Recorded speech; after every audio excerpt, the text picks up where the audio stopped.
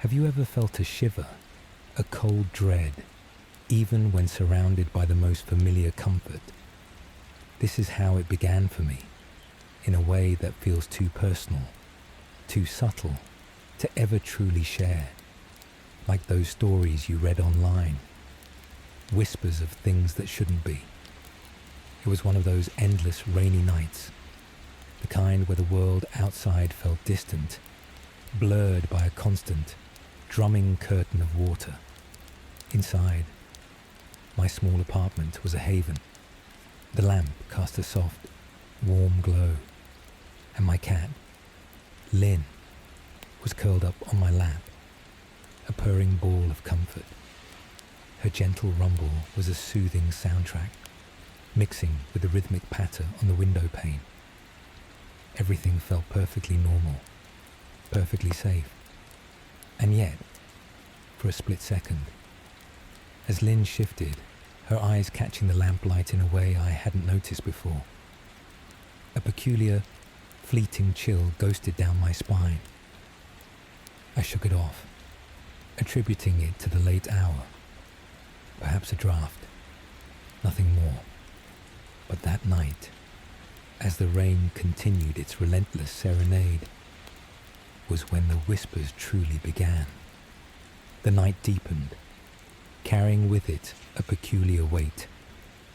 The rhythmic drumming of the rain against the window pane had long ceased to be just noise. It had woven itself into the fabric of the dwelling, a constant, low thrum that promised isolation from the outside world, while paradoxically amplifying the intimate sounds within. My eyelids grew heavy, the soft glow of the lamp a fuzzy halo before my eyes. Lynn, my steadfast companion, a compact warmth against my side, had settled into her nightly ritual. Her purr, a tiny, vibrating engine of contentment, had always been my most cherished lullaby. It was a sound I knew intimately, a familiar vibration that resonated through my own body, an unspoken language of peace and trust. It spoke of warmth, of safety, of the quiet magic that existed between a human and their animal. Tonight, as I drifted, suspended in that liminal space between waking and sleep, the purr was still there. It began as it always did, a gentle, steady hum, a delicate tremor beneath my hand resting lightly on her fur. My mind, half submerged in the calming currents of impending slumber, registered it as familiar, as comforting. But then, an almost imperceptible shift, a single beat, a fraction of a second, where the rhythm faltered. It wasn't a stop, not a cough, nor a growl, nothing overtly alarming. It was a texture of sound that felt subtly, unnervingly altered. The purr, usually so fluid and seamless, now felt heavier, almost as if it were a physical weight being moved with effort. There was a ponderous quality to it, a subtle drag that seemed to resist the smooth flow I had always known.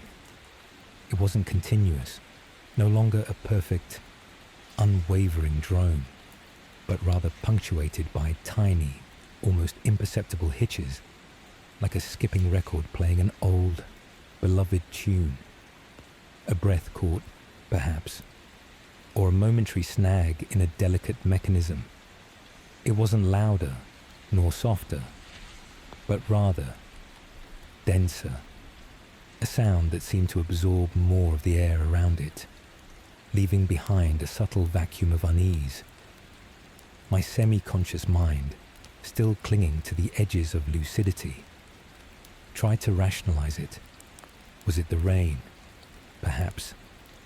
Dulling my hearing, distorting the familiar into something vaguely alien. The steady downpour outside did tend to warp sounds, creating its own hazy acoustics within the room. Perhaps Lynn was simply dreaming, her tiny body working harder to express a subconscious joy or struggle.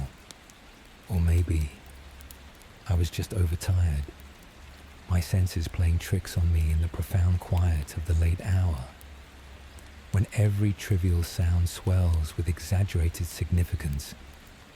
But the feeling persisted. It wasn't a sharp, sudden jolt of fear, but a slow, creeping chill, like a tendril of icy smoke weaving through the warmth of my blankets. It began in my ears, a subtle dissonance in the harmony of the night, then spread to my chest, a faint tightening. The purr continued, that heavy, uneven thrum, and with each slight waver, my internal tremor mirrored it. It felt obstructed, as if something was lodged deep within her, preventing the pure, clear expression of that familiar sound. A faint rasp, a dry, almost guttural undertone would occasionally surface, just for a blink, before being subsumed again by the strained normalcy of the purr. It was not a sound of pain, nor of anger, but of something far more unsettling, a quiet, almost mechanical struggle that belied the image of contented sleep. Slowly, reluctantly, I forced my eyes open. The room was bathed in the dim, muted light filtering through the closed blinds, painted in shades of grey and shadow. My gaze drifted to Lynn, still curled tightly against my side, a dark, soft mound of fur. She lay perfectly still, a picture of feline tranquility. I watched her for a long moment, my breath held, listening intently. Her tiny body vibrated against me, a living pulse. In the faint light, her eyes, usually so bright and knowing, were just dark, indistinct pools, perhaps half closed, perhaps not. They gave no hint of anything amiss, no flicker of awareness or distress. She simply lay there, a perfectly ordinary cat, sleeping soundly. And yet, the purr, it still held that odd, heavy quality. The unevenness, the subtle impediment, seemed to deepen, to become more pronounced as I actively listened. It was a sound that now resonated with an almost morbid curiosity, drawing my attention away from the comforting rain and pulling it inward, towards the small, warm body beside me. My fingers, resting gently on her fur, felt the vibrations, not quite the smooth, continuous current I remembered, but a series of distinct, slightly jarring pulses. I tried to shake it off, to attribute it to the deep fatigue that clung to me. You're imagining things, I told myself, the words a silent mantra in my mind. It's just a cat's purr.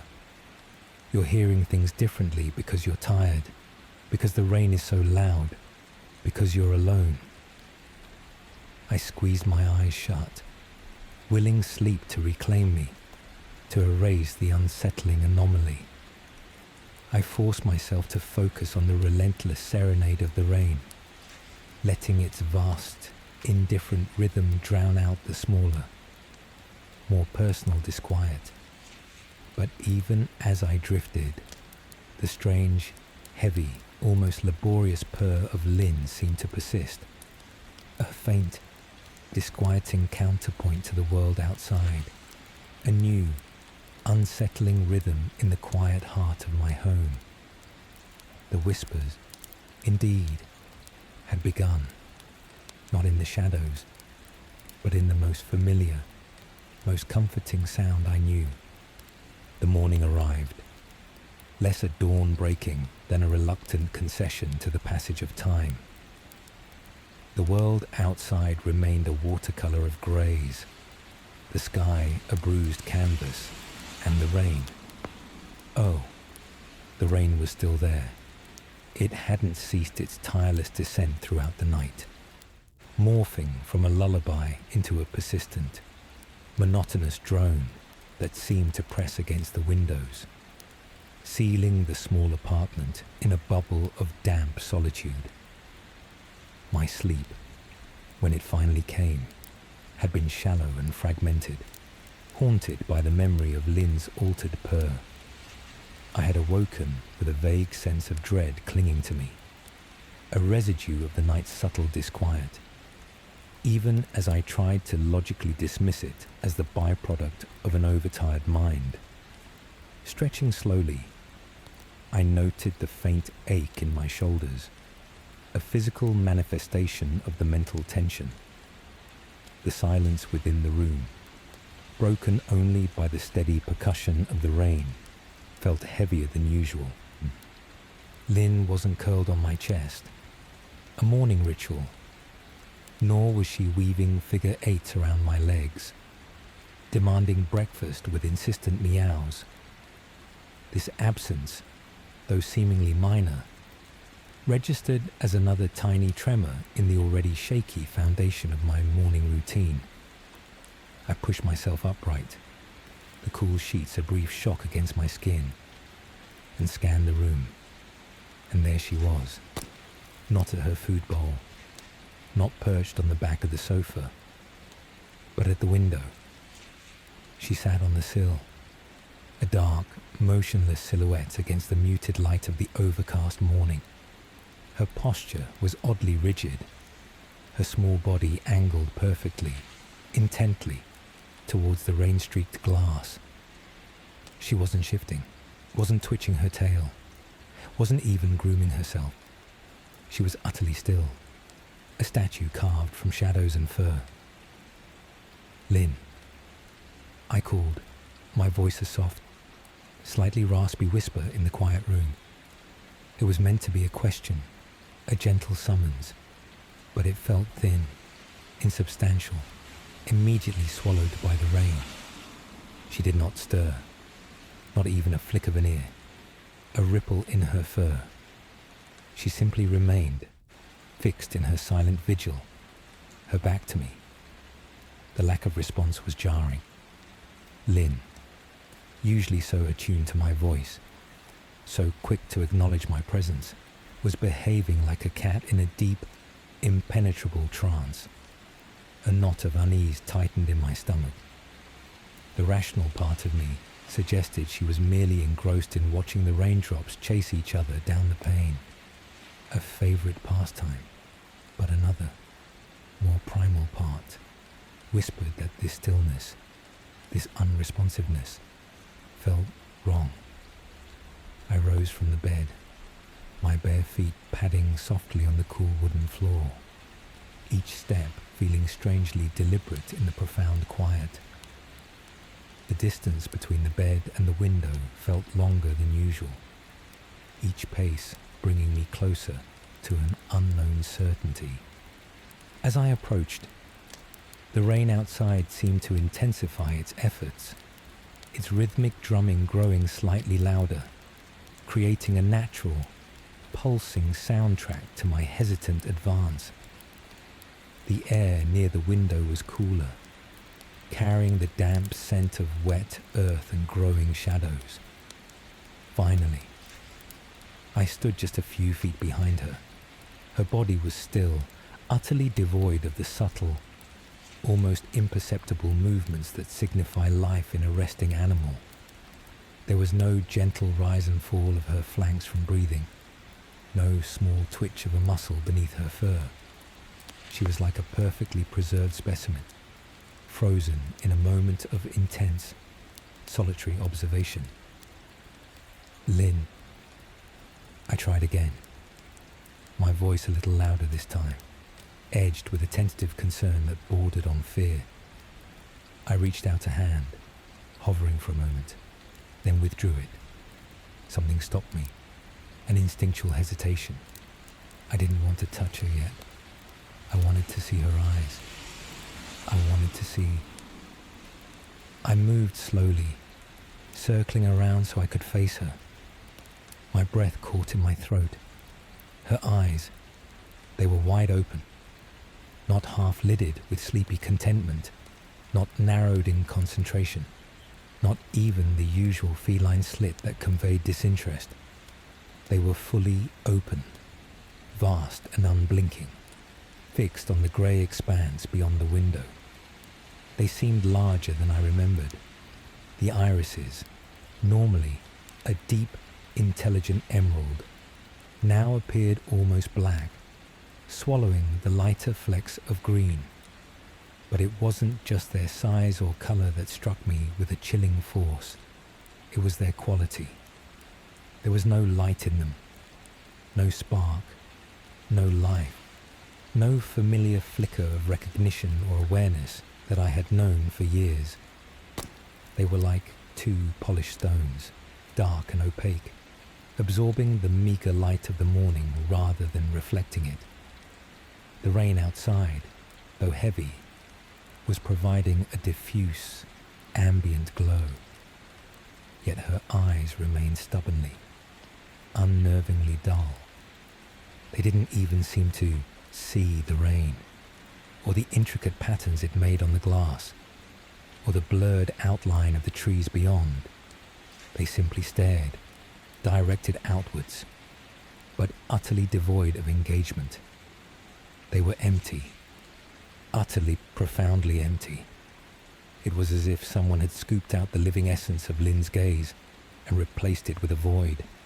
There was no intelligence, no curiosity, no warmth, no shadow of the mischievous spirit I adored.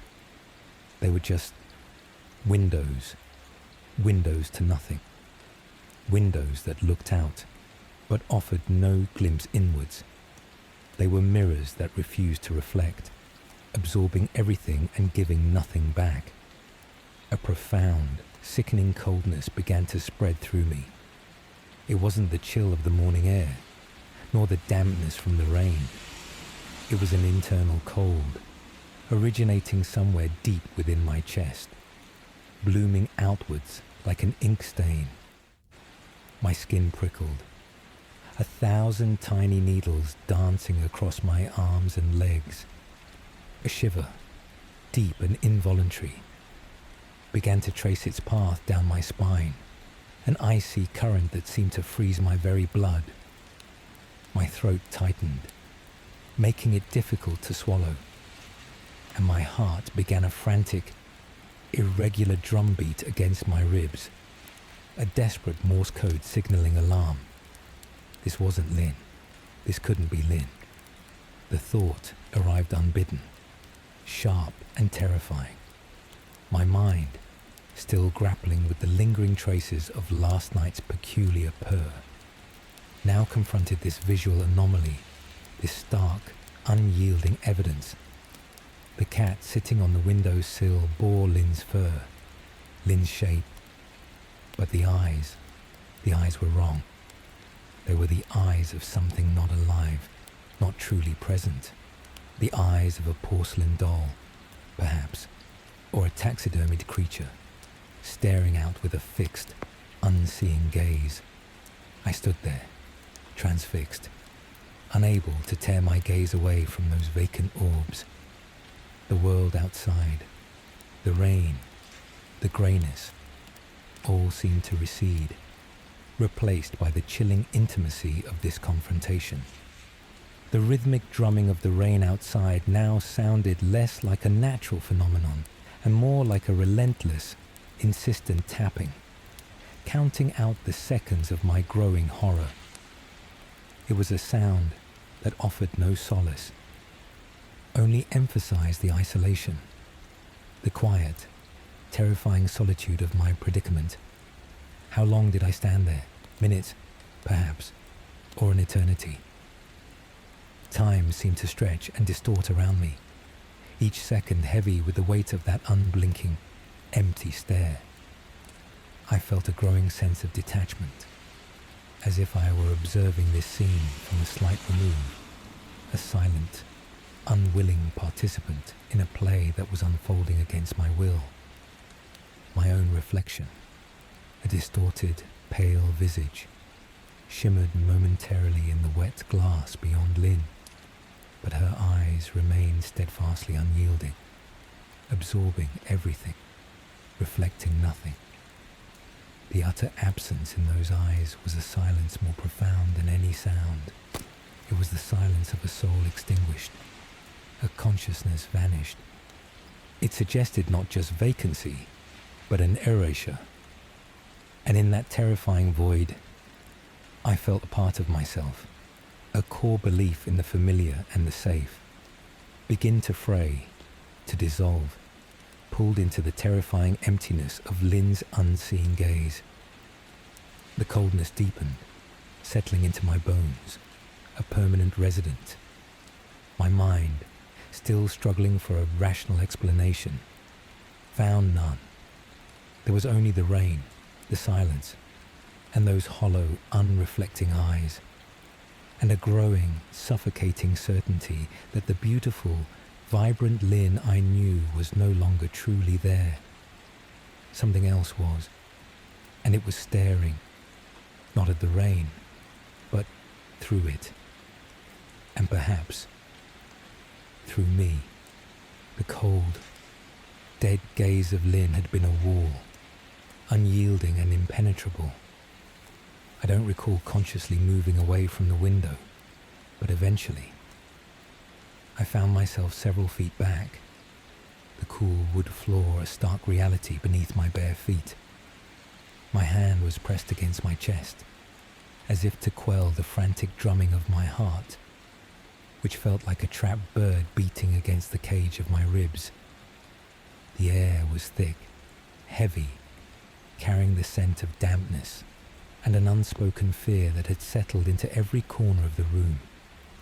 The rain, a constant, mournful companion, continued its percussive symphony against the glass, each drop a tiny hammer blow against the thin veil of my sanity. Lynn remained at the window for what felt like an eternity, her motionless form a grotesque parody of the creature I loved. Then, without any discernible shift in posture, without the slight pre-stretch or flex that always preceded a cat's movement, she detached herself from the sill. It wasn't a fluid motion, not the effortless glide of a feline landing. It was a descent. Her paws seemed to find the floor with a subtle, uncharacteristic thud rather than a gentle pad. The sound, if it could be called that, was almost swallowed by the rain, but its absence of softness was profoundly jarring. It was the sound of something solid, something weighty, rather than the agile lightness I knew. She began to move, slowly. Each step was an independent act, deliberate and disconnected. It was as if her limbs were being operated by separate, inexperienced entities.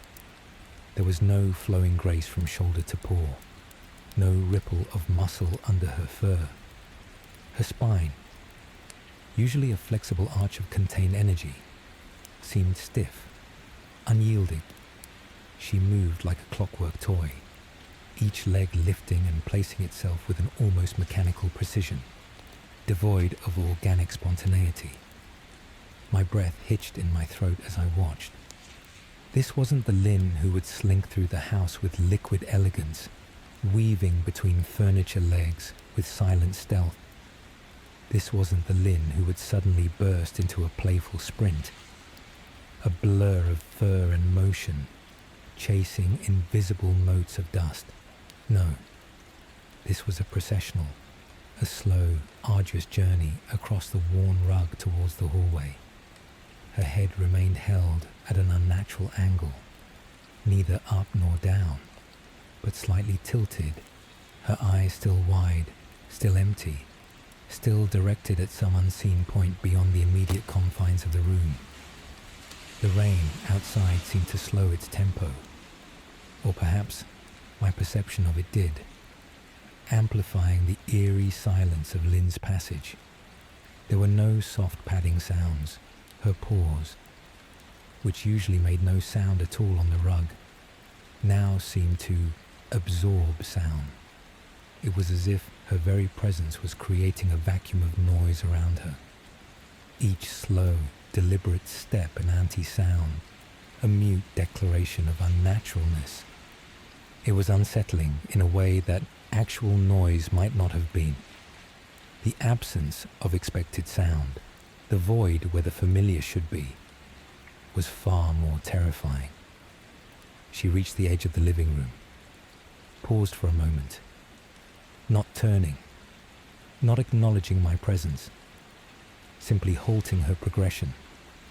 Her gaze, that vacant, depthless stare, was now fixed upon a blank stretch of wall between the doorway and a bookshelf. There was nothing there, no shadow, no stray dust bunny, no insect, just a plain, painted wall. Yet, she stared at it with an intensity that belied its emptiness, as if it held the secret to some cosmic truth, or perhaps was merely a canvas for horrors only she could perceive. A fresh wave of nausea washed over me, cold and cloying. My stomach churned, a heavy, leaden ball in my gut. I tried to swallow, but my mouth was dry, parched. This new manifestation of strangeness, this mechanical, unpurposeful locomotion, amplified the dread that had been steadily accumulating. The Lynn I knew was defined by her effortless movement, her playful curiosity, her graceful interactions with the world.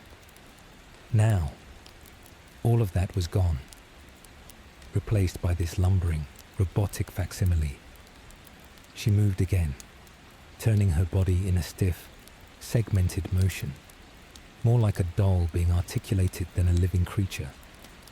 Her tail, usually a barometer of her mood, held rigid, slightly curled at the tip, but devoid of its characteristic sway or flick.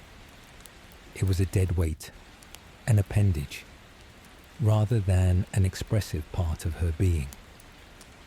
She began to trace a path along the base of the wall, hugging the skirting board as if seeking an invisible line, or perhaps trying to avoid straying from a pre-programmed course.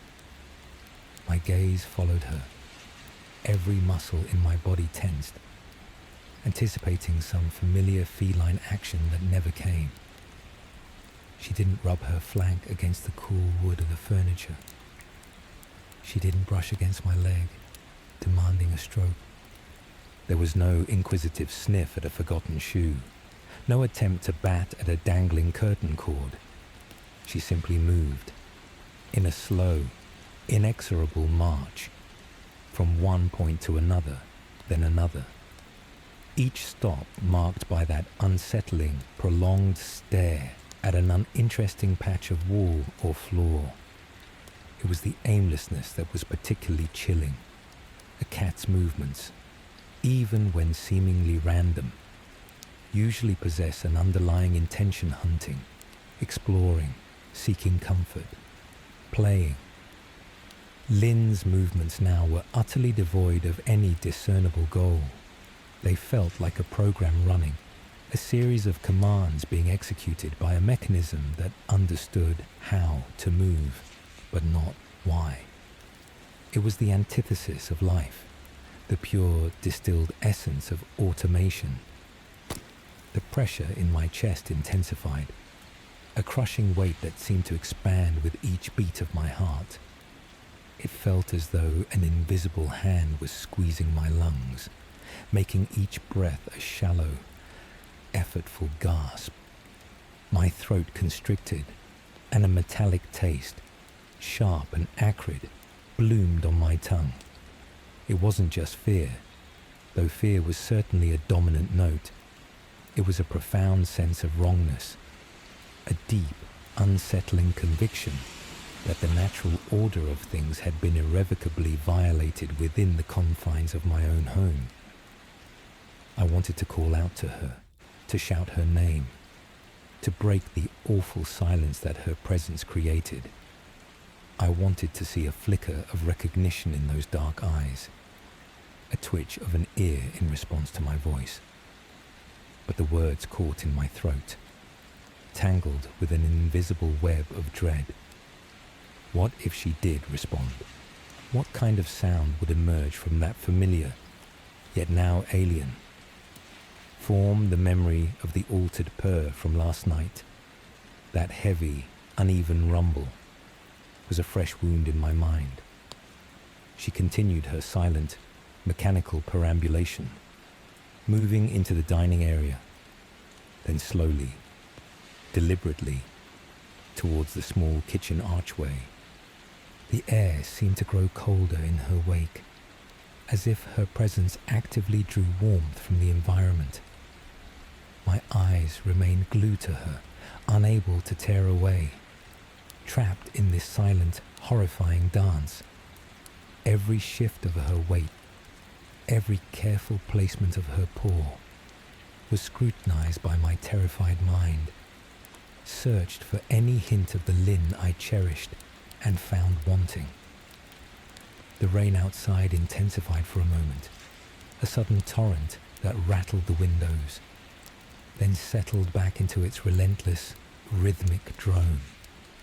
It felt like the world was breathing a heavy, sighing breath around me, oblivious to the quiet horror unfolding within my walls.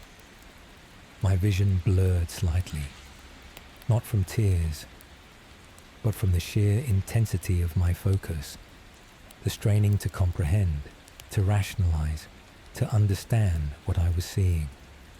But there was no understanding, only observation of the grotesque. She stopped again, this time by the kitchen counter, gazing intently at the smooth, polished surface. Her body was a rigid curve, angled awkwardly, her limbs stiff beneath her. It was as if she were contemplating an impossible jump, or perhaps waiting for an invisible command. The stillness that followed her movements was just as terrifying as the movements themselves. An unnatural pause, a suspension of life. The pressure in my chest became almost unbearable, a physical manifestation of the crushing weight of this new, terrifying reality.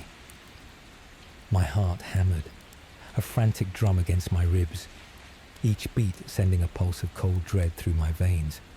It wasn't the sharp, shocking fear of a sudden fright, but a slow, insidious creep, a tightening coil around my very being. This creature, moving with the jerky, ungraceful motions of an automaton, was wearing Lynn's fur, bearing Lynn's form, but the essence, the spirit, the familiar, comforting presence of my beloved cat was gone, and in its place was this hollow, disturbing parody, executing a silent, mechanical ballet of dread across my quiet apartment floor. The thought solidified into a terrifying certainty. This was not my Lynn. This was something else, masquerading in her familiar skin, performing an unnerving, aimless ritual. And I was trapped, a silent, paralyzed observer in my own home, with it. The inert, mechanical procession of Lynn had ceased, leaving her once more a still, silent sentinel, now fixated on the smooth, unblemished surface of the kitchen counter. My own body remained rooted, a statue carved from dread and disbelief, observing the grotesque pantomime that had stolen the familiar grace from my beloved pet. The air, heavy with the scent of incessant rain and an unspoken promise of encroaching decay, seemed to press in on me, making each ragged breath a conscious, arduous effort. The rhythmic drumming of the rain against the window, usually a soothing balm, now felt like a taunting reminder of the world outside, a world oblivious to the quiet horror unfolding within my sanctuary. A part of me, a small, desperate ember of hope, refused to extinguish. It whispered of illness, of shock, of some transient malady that had temporarily stripped Lynn of her vitality. Cats, after all, could be strange, unpredictable creatures. Perhaps she was in pain, or perhaps a profound lethargy had taken hold. This rationalization, fragile as spun glass, was a desperate plea against the crushing weight of the impossible. I needed to confirm. I needed to touch her, to feel the familiar warmth, the comforting vibration of her purr, to dispel this waking nightmare with the simple, undeniable reality of her living presence. My arm, heavy and resistant, began to lift. It felt like moving through thick syrup, each muscle fiber protesting, screaming against the impulse. My hand, trembling visibly, extended slowly, inch by agonizing inch, towards Lynn. Every nerve ending in my palm, my fingertips, tingled with an expectant fear, bracing for the inevitable.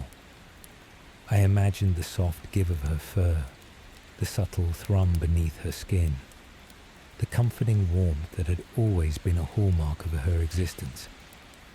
This was it.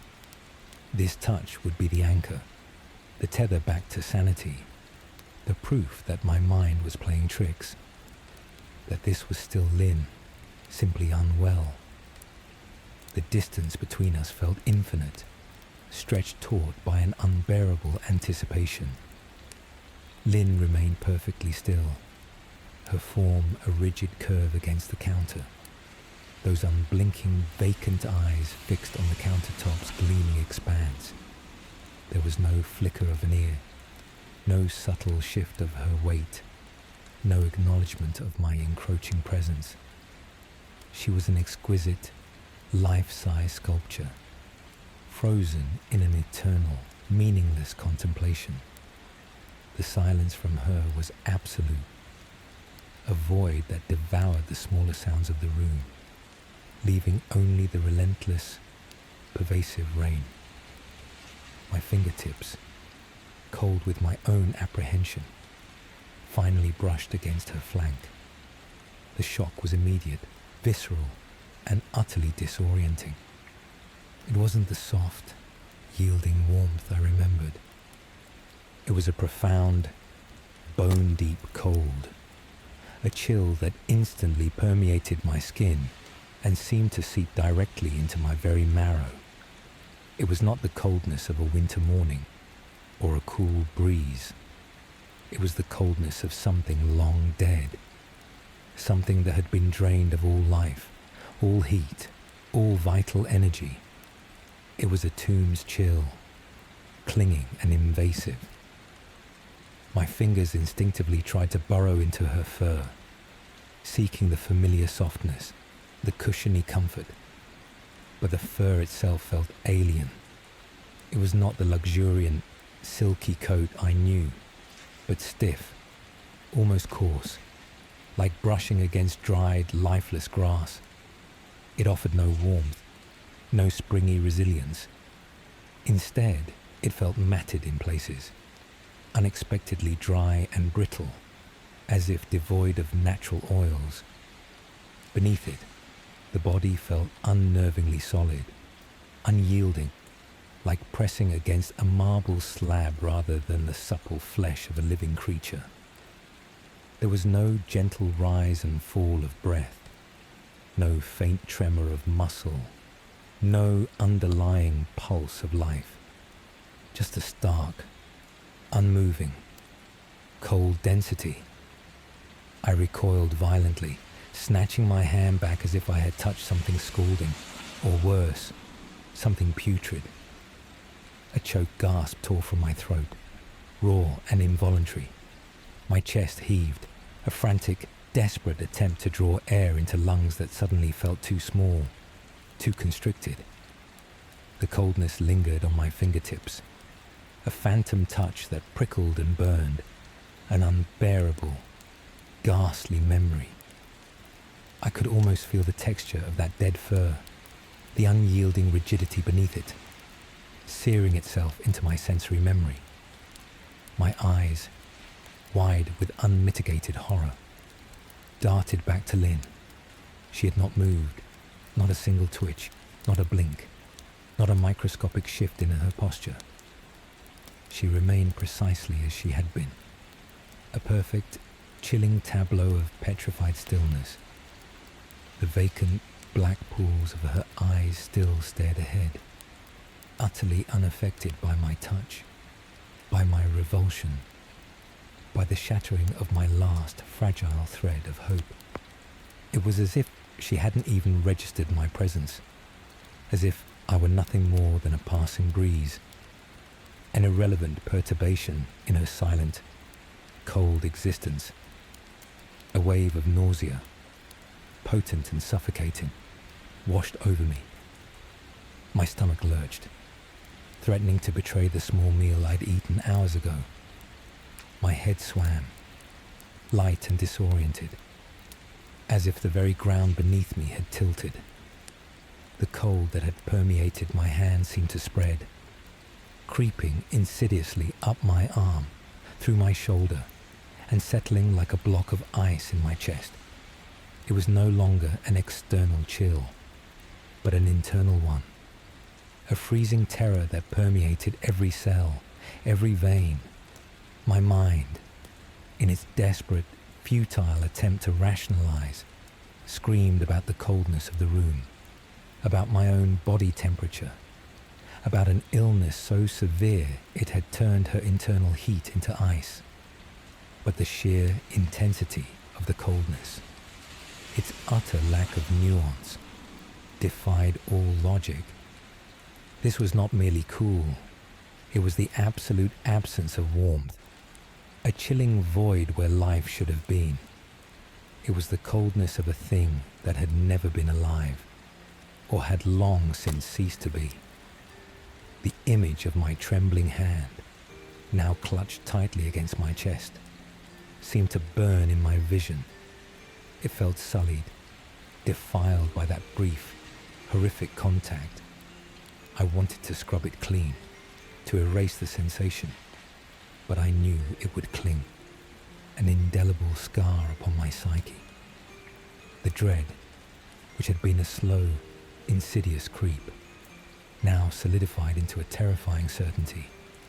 This was not my Lynn, sick or unwell. This was something else entirely, occupying her form, wearing her familiar coat like a disguise. The warmth, the softness, the life that defined her, had been utterly consumed, replaced by this cold, hard, unfeeling shell. The room seemed to grow colder still, the ceaseless drumming of the rain outside now sounding like the dirge of a funeral drum, each drop a tiny hammer blow against the fragile casket of my sanity. I stood there, trembling, my breath catching in my throat, my eyes fixed on the motionless, chilling figure of Lynn by the counter. The pressure in my chest intensified to an unbearable degree, a crushing weight that threatened to collapse me. The metallic taste in my mouth returned, sharper, more acrid, a taste of fear and decay. This was not a beloved pet. This was an imposter, a mockery, a chilling void masquerading as the creature I loved, and the proof, cold and undeniable, still tingled on my fingertips. My Lynn was gone, and this thing had taken her place, leaving only the memory of warmth and the undeniable reality of an unnatural, penetrating cold. The frigid imprint of Lynn's fur still clung to my fingertips, a phantom chill that refused to dissipate, a gnawing, persistent reminder of the unutterable wrongness I had just encountered. My hand, now pressed firmly against my chest, felt sullied, cursed by the brief horrific contact. Yet, even as my mind screamed an unequivocal alarm, another, more desperate part of me clung to a rapidly fading ember of hope, illness, It had to be illness. Cats could be so stoic, so adept at hiding their pain until it was overwhelming. Perhaps this coldness, this unsettling rigidity, was merely a symptom of a profound, devastating sickness, a silent affliction that had ravaged her from within. This fragile, illogical conviction was the last bastion against the encroaching tide of absolute, soul-shattering terror. I swallowed hard, the metallic taste in my mouth more pronounced now, acrid and sharp. My gaze, though still wide with horror, softened infinitesimally as it met Lynn's unblinking, vacant eyes. They still stared ahead, fixed on the innocuous kitchen counter, reflecting nothing, betraying no flicker of recognition, no hint of the vibrant, curious soul that once animated them. But I forced myself to see only a sick cat, a beloved companion suffering in silence. I had to try. I had to reach her, even if only with my voice. Maybe, just maybe, the sound of my voice, a familiar anchor in her seemingly detached world, could pierce through the veil of whatever malady had claimed her. My feet, still leaden and reluctant, took a tentative step forward, then another. Each movement felt monumental, an act of sheer will against the primal instinct to flee, to barricade myself away from this silent, cold mockery of my pet. The floorboards beneath my feet seemed to creak louder than usual, amplifying the oppressive silence that filled the space between us, broken only by the relentless drumming of the rain outside. It was a cacophony of quiet, each drop a tiny hammer blow against the thin membrane of my sanity. I knelt slowly, my knees protesting with a dull ache against the cold tiles, bringing my face closer to Lynn's unmoving form, her sleek, black fur, usually so inviting, now seemed to absorb all light, all warmth, rendering her an even darker, more impenetrable silhouette against the muted backdrop of the kitchen. I resisted the urge to touch her again, knowing that one more brush with that alien coldness might shatter what little composure I had left. Instead, I focused on her head, her ears, her mouth, searching for any sign of life, any familiar twitch or shift. There was none. She was a perfectly preserved, inanimate object. My throat felt constricted, dry as desert dust. I tried to speak, but only a dry rasp escaped. I cleared it, forcing air into my lungs, willing my voice to be gentle, reassuring, to carry the weight of all the love and familiarity we had once shared. Lynn, I whispered, the name a fragile prayer in the echoing silence. It was barely audible, a feathery sigh against the pervasive dampness of the room. It was the name I had called her countless times, a melody of affection and belonging. I waited, holding my breath, my heart a frantic drum against my ribs. I yearned for the slightest acknowledgement, a twitch of an ear, a slow blink, a delicate turn of her head, anything that spoke of the Lynn I knew. Most of all, I yearned for her soft, familiar meow, the gentle greeting that always assured me of her presence, her affection, her very essence. The silence that followed was excruciating, stretching thin and taut, a living entity that pressed in on me from all sides. The rain outside seemed to intensify its rhythm, each drop a tiny accusation. My gaze darted from her eyes to her mouth, hoping, praying for the smallest movement. Then, slowly, almost imperceptibly, Lynn's head tilted, not a fluid, natural movement, but a stiff, mechanical shift, like a doll whose internal gears had rusted, her vacant eyes still reflecting nothing. seemed to pivot slightly towards me, though they didn't truly meet mine. It was a terrifying approximation of interaction. My breath hitched in my throat, a fresh wave of cold dread washing over me, erasing the last vestiges of my rationalizations. Her mouth, a dark, small line in her furred face, began to open, slowly, agonizingly. There was no visible effort, no tensing of muscles.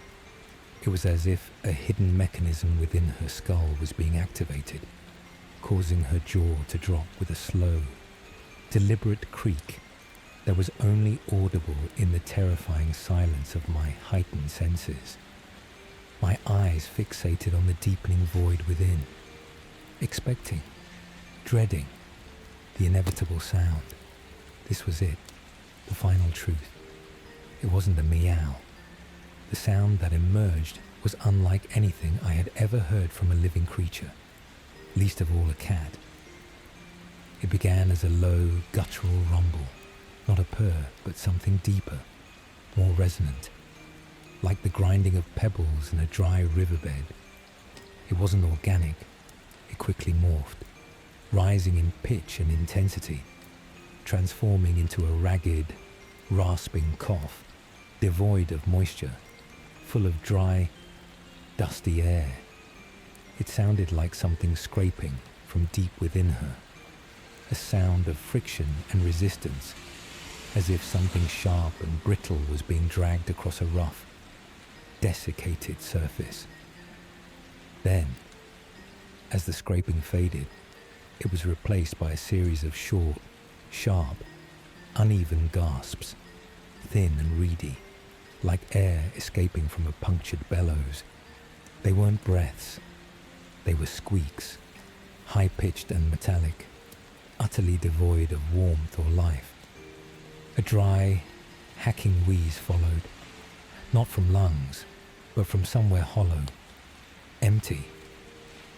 It was the sound of a faulty machine, of decaying wood groaning under an unseen pressure, of dry bones clattering against each other in a forgotten tune. The sound clawed at my ears, ripping through the delicate membranes with a visceral agony. My scalp prickled, goosebumps erupting across my skin like an invisible rash. Every nerve ending screamed in protest. It was a cacophony of wrongness, a symphony of dissonance that resonated deep within my chest, vibrating through my very bones. The sound wasn't just unpleasant, it was violating.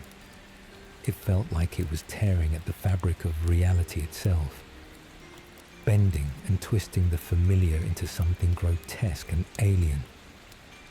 My eyes, watering now with an unbidden terror, stared unblinkingly at Lynn's open mouth, from which this impossible sound was emanating. There was no tongue visible, no soft pink tissue, only a deeper, darker void that seemed to swallow the light. It wasn't the sound of pain, not really, but the sound of something wrongly assembled, something struggling to mimic life with faulty parts. It conveyed a sense of utter, profound decay, of a beautiful form hollowed out, its inner workings replaced by something mechanical, something dead. The coldness that had been a phantom in my fingertips now spread like a virulent plague throughout my entire body, starting from my ears, radiating outwards, chilling me to the core. My stomach churned violently, a bitter bile rising in my throat. This wasn't my Lynn. This wasn't even an animal. This was an object. A chilling, animated shell from which issued sounds of its own internal disintegration. A macabre performance designed to torment and dismantle my perception of what was real. The final, dying gasp of the sound was a long, drawn-out hiss, like steam escaping from a rusted pipe, or dry leaves skittering across barren pavement, It ended abruptly, leaving an echoing silence even more profound than before. A silence that felt heavy with the weight of unspeakable horror. Lynn's mouth slowly, mechanically, closed, returning to its previous thin line. She remained perfectly still, her vacant eyes once again fixed on the counter, as if nothing at all had transpired, as if that terrifying cacophony had been nothing more than a figment of my rapidly deteriorating imagination.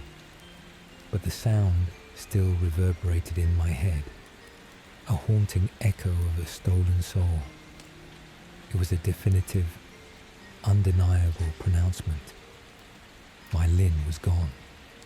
The warmth, the life, the familiar sounds that defined her had been utterly consumed, replaced by this cold, hard, unfeeling shell, capable only of uttering the tortured, distorted cries of something that was trying and failing to pretend to be alive. The sound had torn away the last flimsy veil of denial, revealing the horrifying, irrefutable truth this was a void, masquerading as a creature I loved, and its voice was the sound of its own monstrous, internal corruption. The long, drawn-out hiss had finally died, leaving an echoing silence even more profound than before, a silence that felt heavy with the weight of unspeakable horror. Lynn's mouth slowly, mechanically, closed, returning to its previous thin line. A dark seam in her furred face, she remained perfectly still, her vacant eyes once again fixed on the kitchen counter, as if nothing at all had transpired, as if that terrifying cacophony had been nothing more than a figment of my rapidly deteriorating imagination. But the sound still reverberated in my head, a haunting echo of a stolen soul, a definitive, undeniable pronouncement. My Lynn was gone. The warmth, the life, the familiar sounds that defined her had been utterly consumed, replaced by this cold, hard, unfeeling shell, capable only of uttering the tortured, distorted cries of something that was trying and failing to pretend to be alive. The sound had torn away the last flimsy veil of denial, revealing the horrifying, irrefutable truth this was a void, masquerading as a creature I loved, and its voice was the sound of its own monstrous, internal corruption. I was still kneeling on the cold kitchen tiles, my body frozen in a posture of supplicating dread. My lungs burned, air trapped in a gasp that would not release, my chest tight as if bound by invisible iron bands. My eyes, though wide and staring, felt dry and brittle, incapable of blinking. Every nerve ending in my body felt hypersensitive, vibrating with a high-pitched internal hum of terror, yet I was utterly incapable of movement. The rain outside continued its relentless drumming, a monotonous, indifferent soundtrack to the silent shattering of my world. Each drop a tiny, insistent whisper of oblivion. I desperately wanted to look away, to break the awful spell, to flee from this thing that wore my cat skin. But I couldn't. My gaze was locked, tethered to its still form by an unseen, agonizing force. Then, with an abruptness that made my heart lurch violently in my chest, Lynn's head shifted. It wasn't the slow, mechanical tilt from before, nor was it the fluid, graceful movement of a living cat. This was a sharp, almost jarring rotation, like a statue being swiveled on its pedestal. It turned directly towards me, the motion devoid of any natural curve or preparatory tension. One moment, it was staring at the counter. The next, its vacant gaze was fixed, unblinking, on my face. The sheer, sudden focus was a shock, like a spotlight being thrown onto my deepest fear. My breath caught again, searing my throat.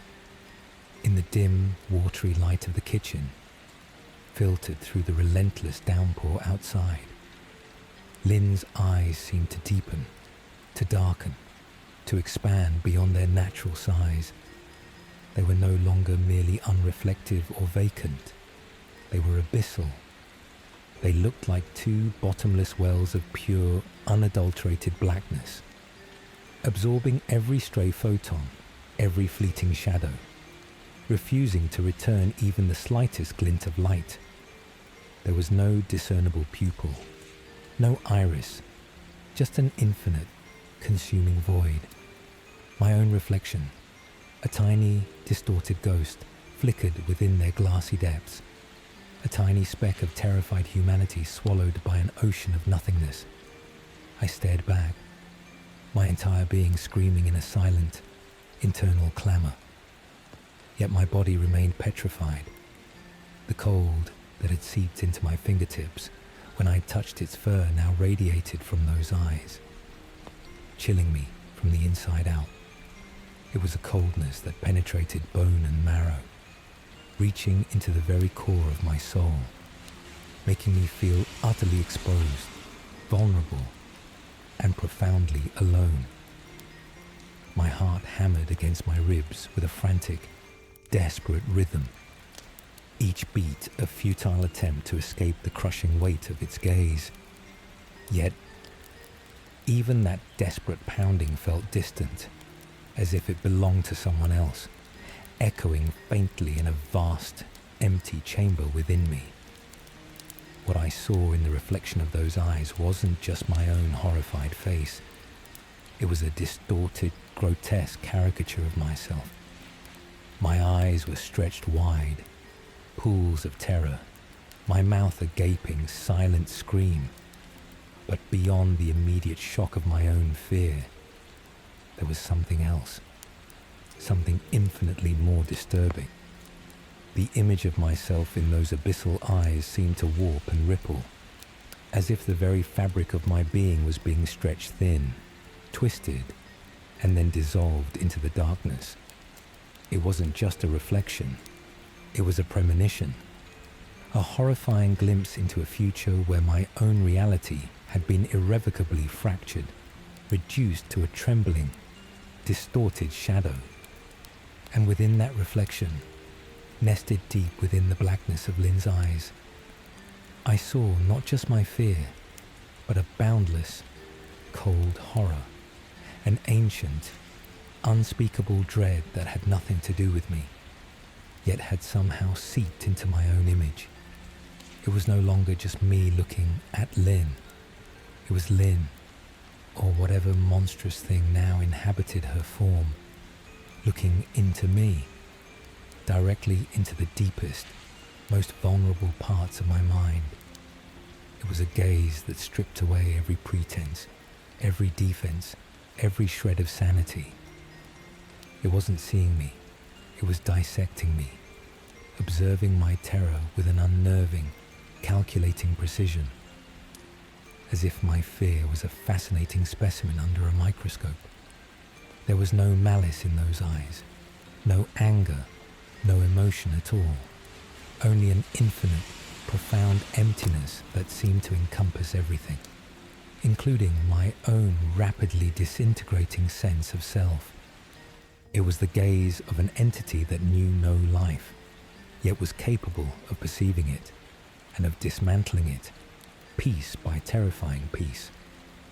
A sensation of absolute unreality washed over me, not like a wave, but like a slow, insidious tide, rising steadily, threatening to drown me in its chilling embrace.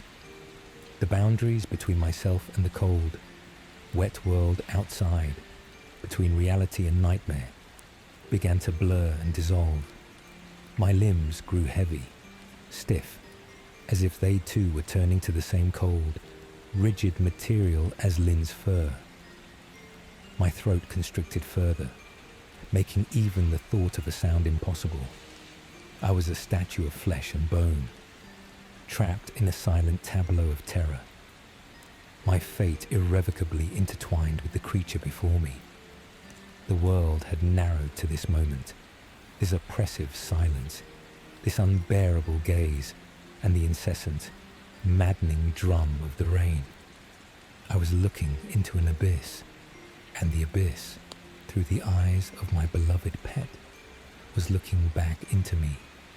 And in its reflection, I saw not just my own impending doom, but the profound, terrifying nothingness that awaited all things. The abyss of those eyes held me captive, a silent, screaming figure suspended in its infinite blackness. My muscles, coiled tight with terror only moments before, now felt like solid rock, unyielding, unresponsive. The involuntary shiver that had racked my body had ceased, replaced by a profound, internal tremor, a silent vibration that resonated deep within my bones, a testament to a fear so absolute it bypassed mere physical reaction. My throat, raw and constricted, remained stubbornly closed, incapable of releasing even a whimper. The air in my lungs was stale, heavy, yet I felt no urge to breathe, as if the very act of respiration was an irrelevant, forgotten function. Time itself seemed to have fractured, stretched taut and thin, each second an eternity, each blink, if I could even manage one, a journey through an alien landscape.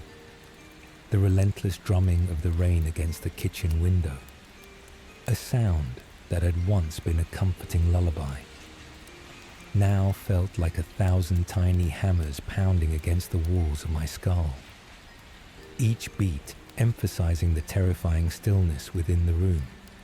It was the only sound, the sole anchor to a reality that was rapidly fraying at its edges, threatening to unravel completely.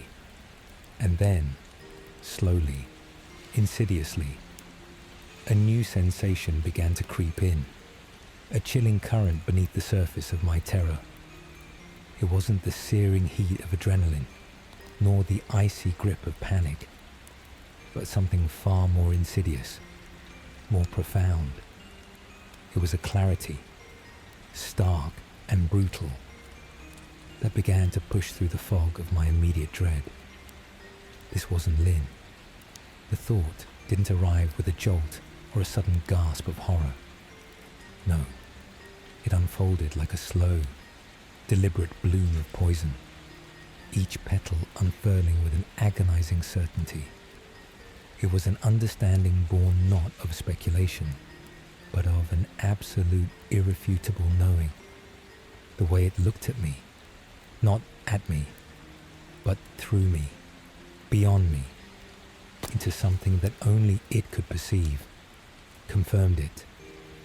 The stillness, the absolute unwavering stillness of its form, devoid of the subtle, restless shifts of a living creature, confirmed it.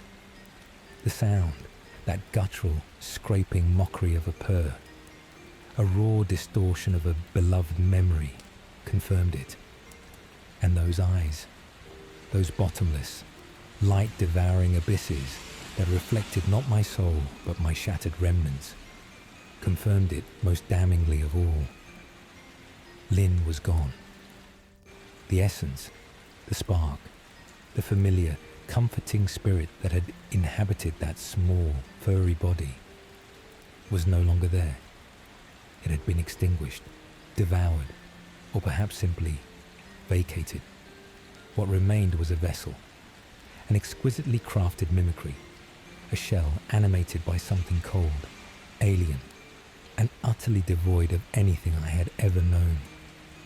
It wasn't a sick cat. It wasn't a cat possessed. It was something else entirely. A chillingly perfect imitation of my beloved pet. A silent, insidious invader wearing a familiar guise. And this realization, instead of sparking a new wave of panic, brought with it a strange, heavy sense of resignation. There was no point in screaming. To whom the rain the walls, this thing that wore Lynn's face, there was no point in running. Where would I go? It was in my home, in my kitchen, wearing the form of the creature I loved most. It had already invaded the most sacred, private space of my existence. Fleeing would change nothing. It would only delay the inevitable. The crushing weight of this new, terrifying reality. The thought of fighting, of confronting this entity, was utterly laughable. What weapon could I wield against an absence? How could I challenge a void? Its power lay not in overt aggression, but in its very being, its chilling, unwavering presence. It was a quiet, relentless erosion, a slow-motion unraveling of everything I understood about life, love, and the fragile boundaries of my own sanity. A profound, bone-deep weariness settled over me. It was not the physical exhaustion of a long day, but the soul-deep fatigue that comes from witnessing the impossible, from having your foundational truths ripped out from under you. My mind, which had fought so hard to rationalize, to deny, to find any logical explanation for the unfolding nightmare, simply gave up. The struggle ceased.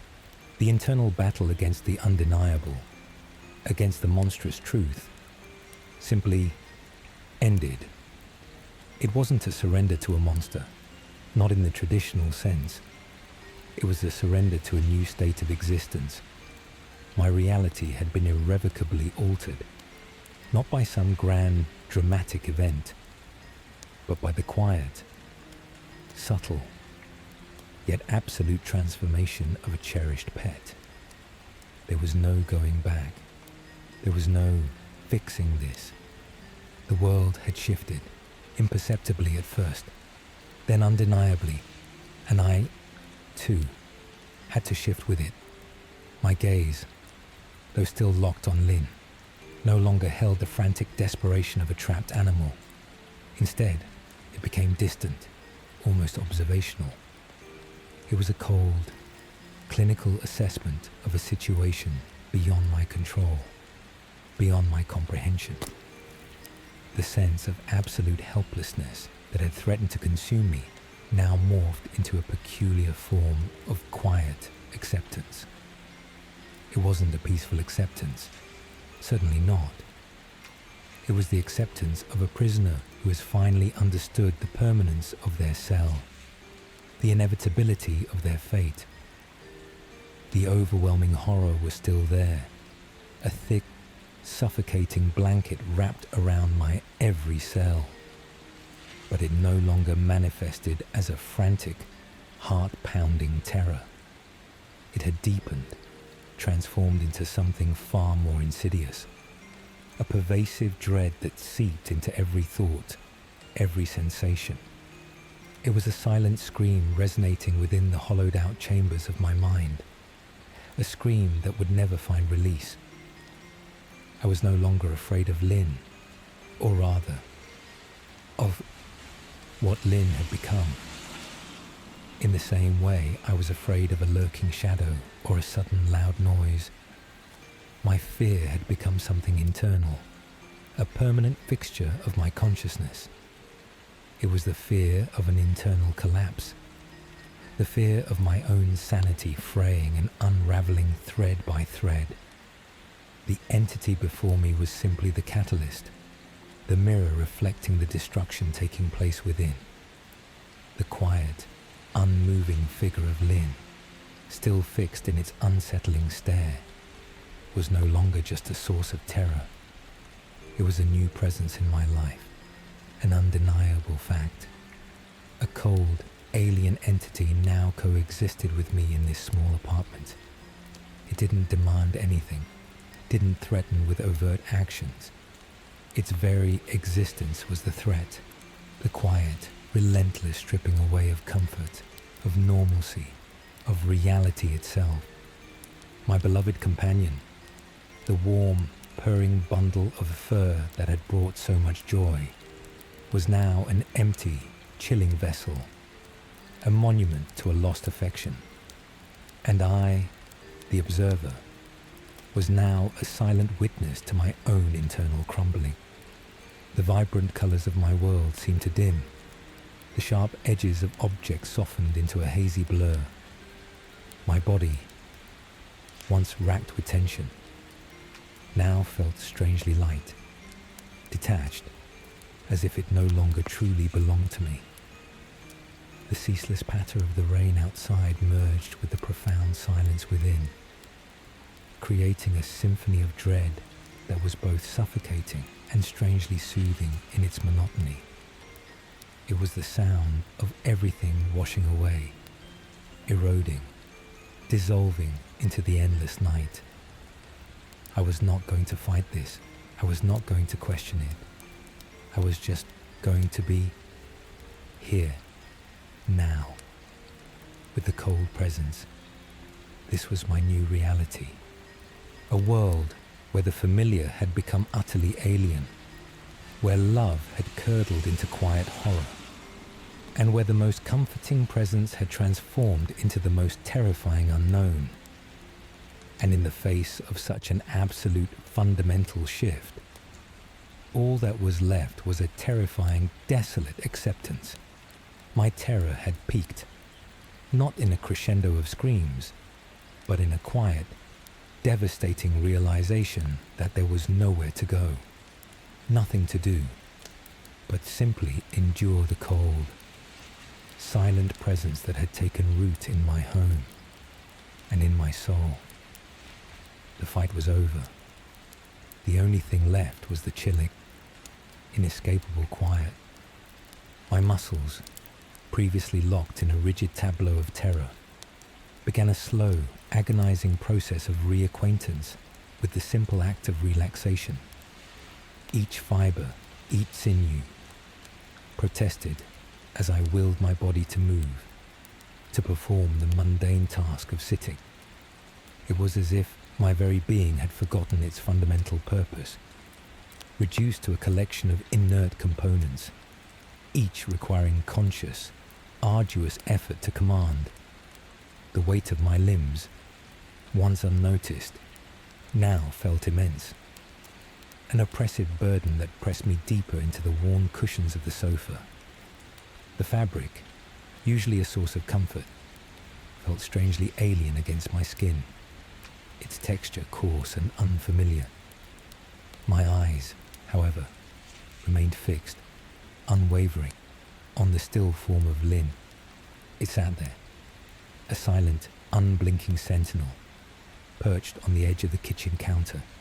Its form, once so fluid and graceful, now seemed carved from obsidian, utterly devoid of the subtle shifts, the restless flickers that characterize a living creature. Those eyes, those abyssal voids, were still trained on an unseen point in the distant corner of the room, reflecting nothing, revealing nothing. They were portals to an emptiness that seemed to swallow light, to devour sound, to consume all meaning. I felt a strange, cold pull from them, a gravitational force drawing my own consciousness into their depths, threatening to dissolve my very sense of self. The relentless drumming of the rain against the window pane had intensified, a ceaseless, monotonous rhythm that filled the otherwise suffocating silence of the apartment. It was no longer the comforting lullaby of my isolated nights, but an oppressive, all-encompassing drone, a sound that seemed to press inward, compacting the air, stifling any potential for breath or speech. Each drop was a tiny hammer blow, not against the glass, but against the fragile walls of my mind, echoing the silent, internal pounding that had replaced my heartbeat. It was a sound that now seemed intrinsically linked to this new, terrible reality, a permanent soundtrack to my unraveling. No words were spoken, no sound, save for the rain, dared to break the profound, unnatural stillness that had settled over the room like a shroud. My throat remained constricted, a dry, barren channel incapable of producing even a whisper. What would I say? To whom would I speak? The creature on the counter, a perfect replica of my beloved pet, offered no comfort, no recognition. It was a silent, beautiful lie, a grotesque parody of affection. The overwhelming, frantic fear that had gripped me moments before had now subtly, insidiously transformed. It was no longer the sharp, searing terror of an imminent threat, but a deeper, more pervasive dread. A cold certainty settled in my bones, a chilling awareness of its presence. Not just the physical presence of the thing that wore Lynn's fur, but an overarching, expansive presence that permeated every corner of the apartment. It was a silent, watchful entity, demanding nothing, yet subtly, relentlessly, siphoning away every vestige of peace, every whisper of security that had once defined this space. My home, my sanctuary, my refuge from the cacophony of the outside world, was no longer my own. It had been invaded, not by force or violence, but by a quiet, insidious infiltration, a fundamental alteration of its very essence. The familiar scent of old books and brewing tea had been replaced by a faint, metallic tang, barely perceptible, yet deeply unsettling. The ambient warmth that had always permeated the walls now felt artificial, a mere facade attempting to mask an underlying, pervasive chill that emanated from the very core of the dwelling. Each shadow seemed deeper, each corner darker, harboring unseen implications, unarticulated threats. I could feel it, this cold presence, seeping into the very fabric of my existence. It wasn't a physical sensation, not a tangible touch, but an internal pressure, a suffocating weight on my spirit. It didn't move, didn't make a sound, yet its presence was absolute, undeniable. It was a silent, unblinking witness to my quiet disintegration, a constant reminder of the irreparable fissure that had opened in my reality. A profound sense of detachment began to set in, slowly, inexorably. My body felt distant, a vessel I inhabited rather than intimately controlled. My thoughts, once a swirling vortex of panic and disbelief, now seemed to drift, untethered, observing the scene from afar. It was as if a pane of thick, frosted glass had suddenly appeared between my consciousness and my immediate experience, muffling the edges of terror, softening the sharp contours of horror into a dull, pervasive ache. The world, viewed through this new filter, seemed muted, distant, like a dream that was slowly fading even as I was still trapped within it. I found myself wondering, in a detached, almost academic way, how long this would last. Would it simply sit there, a silent, unmoving statue, for days, weeks? Would I ever feel warmth again? Would the sound of rain ever again be anything but this oppressive dirge? The questions were rhetorical, their answers irrelevant. There was no escape, no resolution, no return to what was. Only this terrifying, desolate coexistence. The silence in the room was a living thing, a palpable entity that pressed against my eardrums, filling the void that my terror had created. It was punctuated only by the relentless, hypnotic rhythm of the rain, a sound that seemed to grow louder, more insistent, as if attempting to drown out the internal scream that had no outlet. My gaze remained locked with the thing on the counter, not out of a frantic search for answers, but out of a morbid, compelling fascination. It was a slow-motion unraveling, and I, the solitary witness, was bound to observe every agonizing second of it. This wasn't an event that would pass. This was a new state of being. The fear was no longer a surge of adrenaline, but the quiet, deep-seated hum of an internal decay. It was the feeling of being slowly, gently, yet irrevocably unwound. And the thing that looked like Lynn, sitting perfectly still, eyes like twin abysses, was the silent, eternal monument to this transformation. The home was no longer a safe haven. It was a mausoleum. And I, its sole inhabitant, was slowly becoming one with its chilling, dead quiet.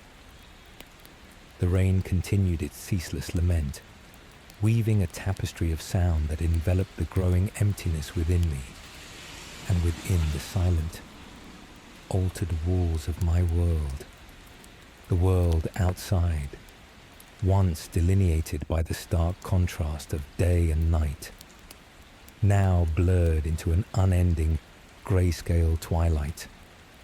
The relentless curtain of rain against the window pane had become the sole arbiter of time, a ceaseless, monotonous rhythm marking the passage of moments that no longer held meaning. Hours bled into one another, days into an indistinguishable, damp eternity.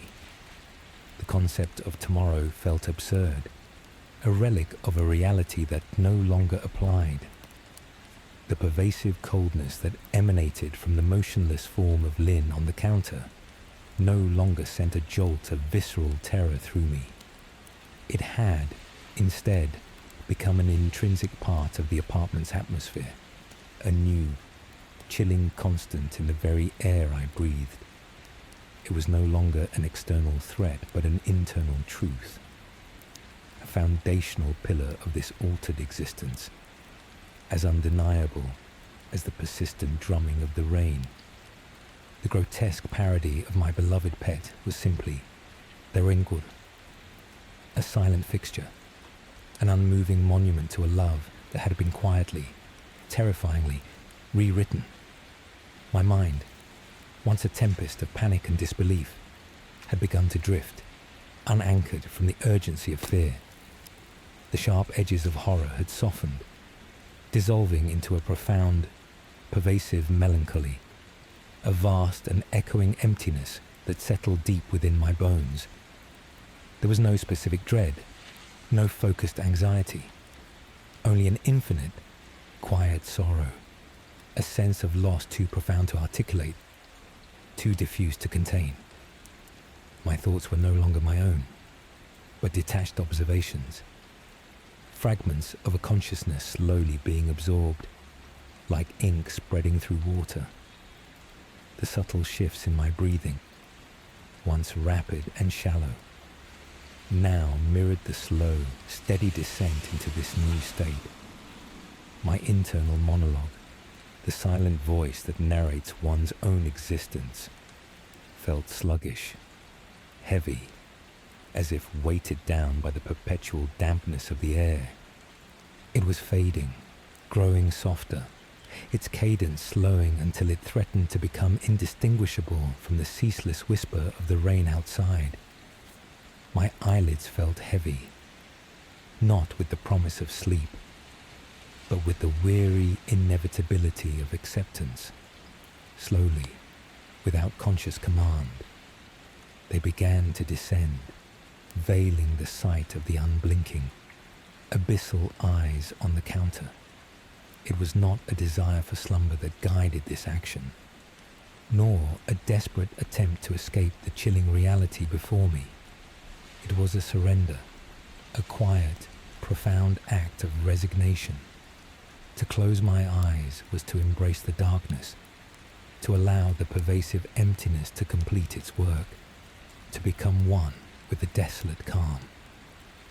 The rain continued its endless descent, a soft, hypnotic shush against the glass, growing louder, more encompassing in the sudden absence of sight.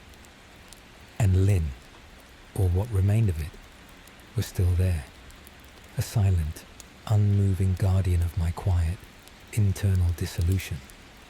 The ambient sound of the ceaseless downpour became the final lullaby, drawing me deeper, deeper into the chilling, serene embrace of the unknown.